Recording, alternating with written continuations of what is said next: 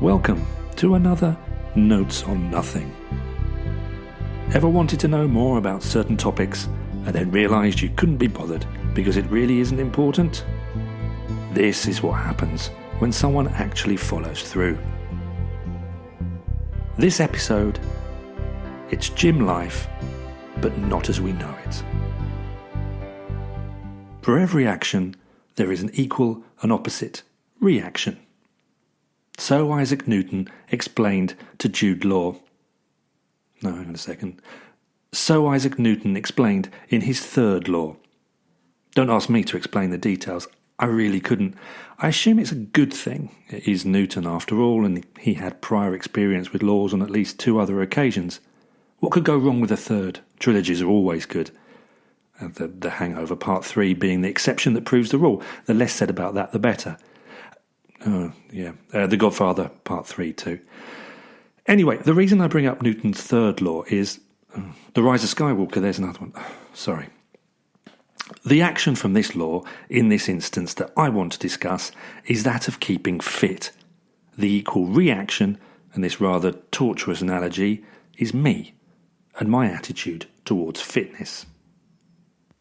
And as far as keeping fit in a gym is concerned, I consider myself to be a bemused outsider. When we were allowed out and free to walk the streets, I used to look in through the steamy windows of the gym, watching the determined look on everyone's faces as they pushed themselves to their absolute limits. Physical by Olivia Newton-John playing loudly in the background, spurring them on as they admired themselves in the mirrors. I was at a loss as to why anyone would willingly do this, would pay to do this. Equally, I appreciate that the keep fit fanatics used to look back at me from their treadmills, before they considered calling security that is, with an equal amount of bewilderment. Chocolate biscuit crumbs cascading from my beard, Walk the Dinosaur by Was Not Was, a soundtrack to my day. And they would wonder how it was possible for me, something that is technically living and breathing, to be so inert, a sort of human pot plant. How is it possible for someone like me not to even consider joining them in the gym in an attempt to shake off my apparent dullness? At this point, I admit I get the need to stay fit, going for gentle walks, pleasant bike rides.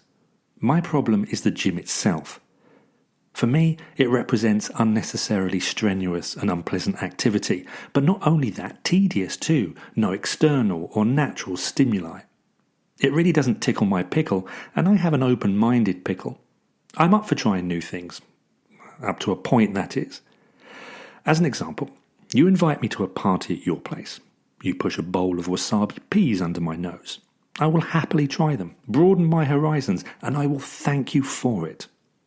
However, at the same party, should you pass me a bowl filled with the car keys of all the other guests, I'm out of there straight away. And furthermore, I will never speak to you again. Yes, really, you and your sort make me sick. Suffice it to say, there are limits to what I'm willing to try. With the gym, I feel I have reached that limit. And there are numerous reasons for this. For one, I don't think the classes there are good for my self-esteem. A youthful, chiselled, featured instructor shouting at me from the front of the class because I'm not giving it 110%. If this is a motivational technique, then it does work, but only because I'm so angry about his inability to grasp how percentages work. The instructor bawls at me again, but this time it's because I'm out of step. I'm wearing a Frankie Says Relax t-shirt and fluorescent green sweatbands. I'm out of step, mate. You don't need to remind me. And this brings me nicely on to my next problem with the gym, the apparel. This is where Newton's lesser-known 4th law comes into play. It goes like this. Don't wear lycra. It looks shit, particularly after gravity, which I also discovered has won its battle with your body. Personally, I feel like saying to people, and these are my words, not Newton's, your pair of lycra shorts fit so tightly against your body that in the last class, with your arse sticking up in the air, I couldn't help noticing that the outline of your hoop was on display for everyone to see. It's not a good look, and that's not what I, nor anyone else, pays a membership fee for. Now, if you don't mind, I'll skip the communal showers today, because I've seen quite enough of you already, thank you very much. Moving on from the classes and clothing, The equipment is not much more appealing. The treadmill. What airport security machines aspire to be when they grow up, and the mime artist's equipment of choice. Then there is the elliptical trainer, which nowadays prefers to call itself simply the cross trainer, because elliptical makes it sound as if it had a privileged upbringing, and it's just not cool. Indeed, this contraption was given up for adoption by the Ministry of Silly Walks, because even they were ashamed of how ridiculous they looked on it. Now, I understand the appeal of the rowing machine. Not everyone has access to a boat at home, although global warming promises to change this shortly. The treadmill less so, as people do normally have ready access to their legs and the outdoors. Same goes for an exercise bike. Surely a real bike is more compelling. The real world is more attractive than the inside of a gym, and it's precisely this that I find puzzling about gym membership. The world can be your gym. And then there are the weight machines, all manner of shapes and sizes, designed to easily contort you into positions you would not normally have been able to get into, luring indolent perverts in with the promise of being an elaborate but lazy Kama Sutra. But no, my friend, whereas the thought of humping something 3 times your body weight might appeal to some, this is heavy lifting of an altogether different kind. But somehow, despite all this, the gym has always been popular. Full to the brim, day and night, with people pulling in the opposite direction to me. And that's not a bad thing. We need difference. We need the balance. Every action needs its equal reaction. I always like to think that while they are all busy on the treadmill and rowing machines, they are in fact tirelessly powering the dynamos that are generating electricity for the toaster that feeds me with non-stop snacks throughout my less than busy day. The gym goer and I, we have a symbiotic relationship. They get peak fitness and the feel-good buzz of endorphins. I get my Pop-Tarts. It just works. And where do I get all my endorphins and all of this? Well, the toaster is balancing on the side of the bath while I'm in there taking a well-earned soak. It's my idea of an extreme sport. That and whack-a-mole. As I say, it just works. However, today, the gym is a desolate playground. Lockdown has closed these temples of self-worship. And how things have changed in a year. These days we wouldn't spit on someone if they were on fire for fear of spreading germs. Cast your mind back 12 months, in gyms people were jumping on and off equipment covered in the bodily fluids of complete strangers. And we all know there are plenty of sweaty people in the gym spaffing all over the equipment like faulty soap dispensers. I mean, really sweaty people. Where's Prince Andrew when you need him? Apparently, he has a condition which means he can't sweat at all. I mean, he's not my cup of tea, but if this is true, he would be the ideal person to follow around the gym as he gets off the equipment. As an aside, my guess is that he's been doing a lot of sweating recently, condition or no condition. But whereas lockdown represented a huge blow for gym goers, I saw it as a clear opportunity.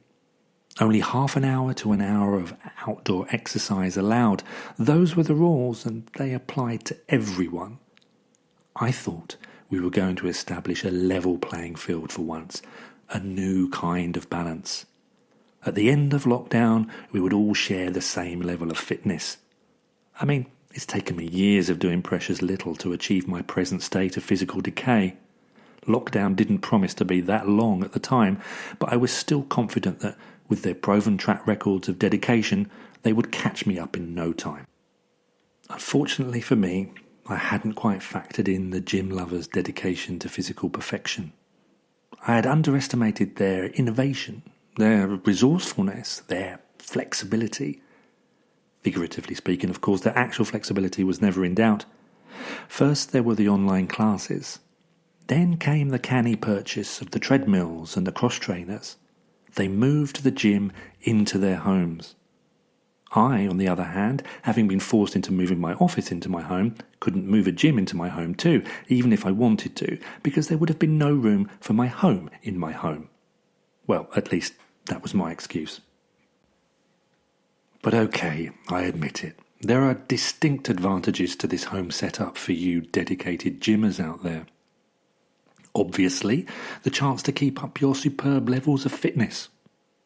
You will be ready to attack the world and all it throws at you when it eventually opens up again. And when you're doing a set of burpees at home, it really doesn't matter if a bit of wee comes out. No one's there to notice. This time. The YouTube instructor really doesn't mind. It's just between you and your inadequate pelvic floor. Join the club. So where did that all leave me, other than covered in my own piss for no apparent reason? I know we all need a hobby, particularly in these dark times, but there is a problem of choice for me. What do? I'm at an odd age. If I decided to take up something to stimulate the mind rather than the body, like photography, and set up a dark room in the basement, all I would need is the pair of reactor light spectacles on a chain around my neck, and everyone will think that I'm either a sex offender or a serial killer. Take your pick. And frankly, I could do without the hassle. Parkour, or free running, has always appealed. But let's face it, no one wants to see a middle-aged, lanky streak of piss with weak ankles running around the streets trying to speed vault a Toyota Yaris. It's a disturbing spectator sport. At the very least, it's a cry for help, and to the casual observer, it would look like I've escaped from an institution. I could have tried golf. You see, I'm the perfect age for golf. My trousers have always been too short for me, and I look good in a sweater. But there's one problem. I'm not a dick. And, according to the rules of golf, this excludes me from playing. I'm adaptable, but that was a Rubicon I really didn't want to cross. It's a real conundrum. But notwithstanding my indecision when it comes to a suitable pastime to keep my mind and body active, this has not stopped me investing in a smartwatch to help me track my level of daily activity. Or rather, inactivity. A digital circle on my wrist, slowly filling up throughout the day the more I move or show any inclination towards motion in general. When my movement levels are low, and since I've been working from home, they have been very low, and my watch alerts me that I need to check my ring. And I suppose since I've been sitting on my arse for 8 hours solid, if anything needs checking, it's probably going to be my ring. And after 1 year of this, I'm pleased to report that I think I finally got the mirrors set up at precisely the right angles to check it with the minimal amount of fuss. I would like to thank my neighbours and the police for the constructive feedback they've given me throughout this process. It wasn't an easy journey, but we got there eventually. So I think we can conclude that the current state of affairs is not ideal for anyone. It is, therefore, in everyone's best interest for the gyms to open their doors again as soon as possible. The gym goers and us gym no-goers may have our differences, but we have to put these aside and re-establish the balance that exists between us. Fellow gym deniers, we are the cream to their peaches, the yin to their yilang, the bizarro to their Superman. They need us, and we need them. Regardless of which side of the fitness spectrum you sit or stand on, we all need to get back to normal. Pop-Tart, anyone? That's all for this episode. Thanks for listening once again. Please follow on Twitter at notes_nothing or go to www.nycpodcastnetwork.com for the latest updates. Thanks, and until next time.